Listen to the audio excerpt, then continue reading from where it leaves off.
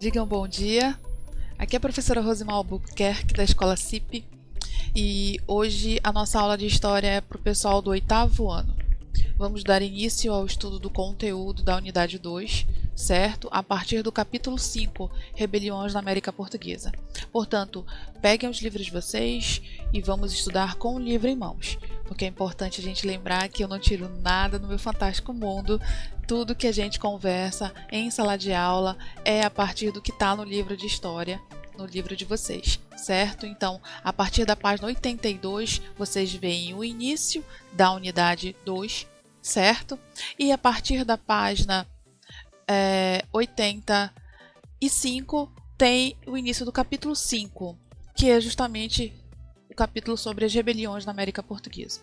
O capítulo 5, nós vamos tratar hoje de 4 rebeliões da América Portuguesa, certo? A revolta de Beckman, vamos tratar sobre a Guerra dos Emboabas, a Guerra dos Mascates e a revolta de Vila Rica. São esses 4 temas da aula de hoje, certo? Começando pela revolta de Beckman. Peguem os livros, página 85. Essa revolta recebeu o nome de Beckman porque o líder, um dos grandes líderes dessa revolta foi um senhor de engenho chamado Manuel Beckman. E o que aconteceu? O que aconteceu é que essa revolta que aconteceu na região do Grão-Pará e Maranhão, que era toda essa região que compreende hoje a Amazônia mais o Maranhão, é que o governo português resolveu proibir a escravização de indígenas devido a pressões da Igreja Católica, principalmente por parte dos jesuítas. Então, proibindo a escravização de indígenas, os colonos que produziam riquezas a partir da extração de produtos da floresta, chamadas de drogas do sertão, e da produção de açúcar em alguns engenhos que existiam na região, não podiam mais escravizar indígenas. Mas o governo prometeu que criaria uma companhia de comércio chamada Companhia de Comércio do Maranhão e que forneceria escravizados africanos para substituir a mão de obra indígena. O fato é que essa substituição não ocorreu e, por não ter ocorrido, os colonos portugueses se revoltaram e, como eu disse, liderados pelo Manuel Beckman, começaram a exigir que a coroa portuguesa acabasse com a companhia de comércio e liberasse a escravização de indígenas, tá?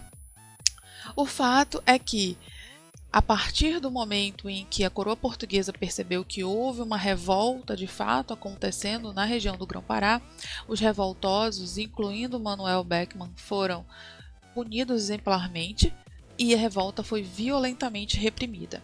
Apesar disso, a coroa portuguesa acabou voltando atrás e extinguiu a Companhia de Comércio do Maranhão e liberou a escravização de indígenas.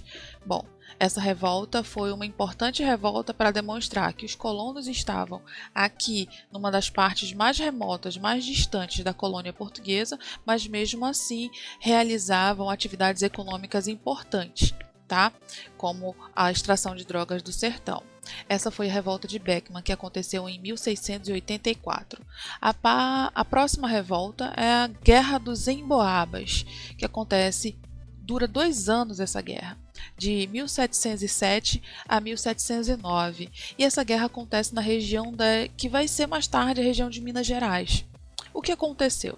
Nessa região, os paulistas, que eram os locais, os moradores da região, encontraram ouro em grande quantidade. E aí, quando a notícia chegou para o resto do Brasil, colônia, e em Portugal, muitos forasteiros que não eram da região dali das Minas Gerais começaram a chegar para tentar enriquecer do dia para a noite, né? Como acontece na maioria das vezes quando se descobre alguma mina de ouro. Então, os paulistas não aceitaram a invasão desses forasteiros, que foram chamados pelos paulistas de emboabas. Emboabas é uma palavra que significa forasteiro, certo? Da língua indígena. Era como se fosse um xingamento. Os paulistas chamavam esses forasteiros de emboabas, tá? Como era difícil de controlar a chegada de forasteiros cada vez mais, começou a haver um conflito entre os paulistas e os emboabas. O fato é que os paulistas não deram conta e os emboabas acabaram vencendo o conflito, liderado pelo Manuel Nunes Viana, que era um dos forasteiros que chegaram para explorar a região das Minas. O que aconteceu foi que a região das Minas acabou sendo explorada por todos os forasteiros e os paulistas tiveram que se retirar. Portanto, com a Guerra dos Emboabas, os paulistas tiveram que procurar ouro em outra região. A metrópole portuguesa, depois dessa guerra, percebeu que era necessário controlar mais a região, por isso criou um novo governo criou um novo governo com o governador do Rio de Janeiro, além da criação da Companhia de São Paulo e das Minas de Ouro, além da elevação de povoados a vilas, porque quanto mais gente chegava, mais esses territórios precisavam de organização política e administração, certo? Então a Guerra dos Emboabas foi um conflito entre os paulistas, que encontraram ouro na região das Minas, e os forasteiros, que queriam também explorar o ouro. A quem acabou saindo como vencedor foi justamente os forasteiros, os emboabas. Esse assunto está lá na página 86 e 87 do livro de vocês. O próximo assunto é sobre a Guerra dos Mascates, página 88. A Guerra dos Mascates trata sobre um conflito que acontece em Pernambuco, mais especificamente entre as cidades de Olinda e Recife. O que acontece? A queda do preço do açúcar brasileiro no mercado europeu. Então, os senhores de engenho de Olinda acabam pedindo empréstimos e ajuda financeira dos comerciantes de Recife. Esses comerciantes de Recife começam a perceber que podem se tornar mais poderosos. O fato é que Olinda tinha uma Câmara Municipal e Recife não tinha. Então, os senhores de engenho de Olinda achavam que não precisavam dever favores aos de Recife, porque tinham ficado muito endividados com os comerciantes de Recife, tá? Mas os comerciantes de Recife não eram bobos e perceberam que não tinham poder político. E aí então solicitaram da coroa portuguesa que fosse reconhecido o poder político de Recife e que Recife fosse elevada à situação de vila. A coroa portuguesa aceitou.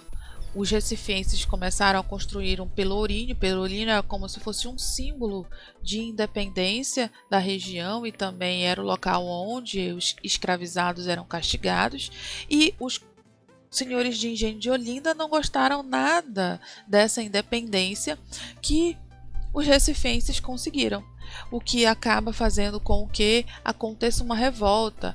Os senhores de engenho de Olinda acabam invadindo Recife, destruindo Pelourinho e tentando fazer com que Recife deixe de ser uma importante região, desfavorecendo assim a cidade de Olinda, a vila de Olinda. O rei de Portugal então atende os interesses dos comerciantes de Recife. Os senhores de Olinda se armam, invadem Recife e destroem Pelourinho. Tá? E o rei manda reprimir a revolta em favor dos recifenses, mantendo a elevação de povoado à vila e transformando Recife na capital de Pernambuco, certo? Bom, passando para a próxima revolta, é a revolta em Minas Gerais, que é a revolta de Vila Rica. Essa revolta acontece em 1720 e é justamente na região que a gente chama hoje de Minas Gerais. Em que contexto essa revolta aconteceu? A região de Vila Rica acabou se tornando o centro da extração de ouro. Muito ouro começou a ser encontrado naquela região. Então, foi criada a Intendência de Minas para aumentar o controle da coroa sobre a extração de ouro, sobre a extração do mineral. E com o aumento desse controle, houve, é claro, o aumento de diversos impostos. A coroa portuguesa começou a cobrar mais impostos ainda de quem já vivia naquela região extraindo ouro. Os impostos eram cobrados sobre homens livres e escravizados, sobre tecidos, ferramentas, gêneros agrícolas e o próprio ouro. Quando se produzia o ouro, a coroa portuguesa cobrava 1/5, ou seja, 20% do ouro que era produzido. Por isso o nome do imposto era o quinto, certo? E toda essa cobrança, esse excesso de cobrança de impostos fez com que houvesse uma certa reação de quem estava sendo cobrado, que quanto mais havia fiscalização, mais as pessoas começavam a reagir fazendo contrabando. Dessa maneira, então, houve a criação das casas de fundição. O que eram as casas de fundição?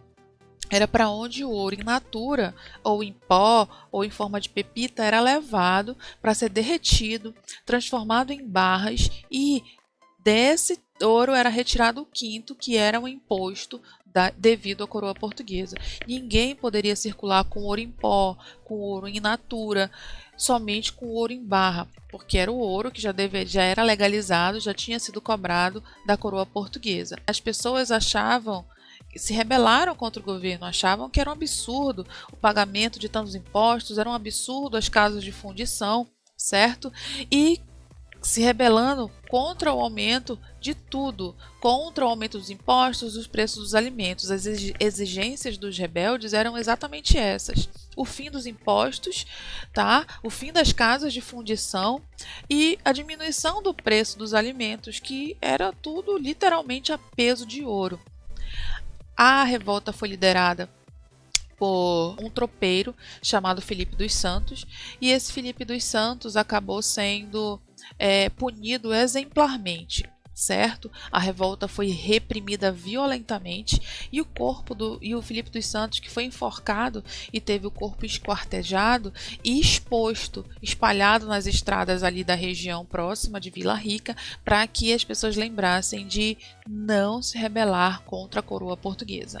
Bom, a consequência política da revolta de Vila Rica, a gente pode dizer que foi, finalmente, a criação e a separação, porque toda a região das Minas Gerais pertencia ao Rio de Janeiro. Então houve a separação do Rio de Janeiro e de Minas Gerais, certo? E São Paulo, com a criação, óbvio, de uma província, que era a província de Minas Gerais. É importante que a gente entenda que a extração do ouro, ela trouxe muitas contribuições e muitas mudanças para dentro da coroa portuguesa, certo? Principalmente, a gente pode dizer que houve uma ocupação e um povoamento das áreas do interior do território. Áreas que ainda não tinham sido ocupadas passaram a ser ocupadas graças à extração do ouro. Como a extração do ouro era uma atividade essencialmente urbana, houve, portanto, o florescimento da vida urbana e o nascimento de novas vilas e cidades para esse interior do Brasil colônia. Houve também uma outra mudança importante, que foi a mudança da capital do Brasil, que ficava em Salvador, passou a ser no Rio de Janeiro, certo? No Brasil colônia. E, é claro, também houve o crescimento do mercado interno. Isso tudo que eu estou explicando para vocês está entre as páginas 92 e 93. Acho que vocês perceberam que cada um desses slides tem o número das páginas do livro para vocês acompanharem. É claro também que vocês vão fazer essa leitura com calma dos assuntos, e as dúvidas a gente tira quando a gente tiver oportunidade de novo, certo? Muito obrigada por assistir a aula e até a próxima.